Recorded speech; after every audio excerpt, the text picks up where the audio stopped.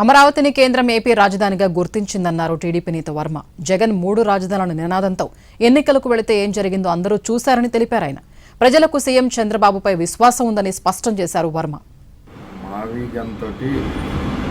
అమరావతికి ధీటుగా ఎలక్షన్కి వెళ్తూ ఉంటున్నారు.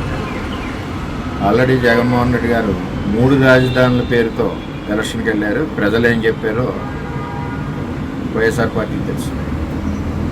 అలాగే 3 రాజధాని పేరుతో ఋషికొండ దగ్గర కార్పొరేట్ ఆఫీసు అడ్మిన్ బిల్డింగ్ పెడదామని చెప్పి ఋషికొండను పాడు చేశారు.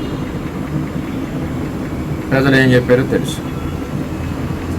అమరావతి రాజధాని మీద చట్టపరంగా కేంద్ర ప్రభుత్వం దాన్ని రాజధానిగా గుర్తించింది. ఇది మన దేశంలో కూడా ఏ రాష్ట్రానికి కూడా ఆ విధానంలో ఎక్కడ కూడా ఐడెంటిఫికేషన్ అవ్వలేదు. అటువంటి రాజధానికి రైతులు చంద్రబాబు నాయుడు యొక్క మీద నమ్మకంతో 1000 ఎకరాలు ఇచ్చారు. ఈరోజు రాజధాని శరవేగంగా ముందుకెళ్తుంది.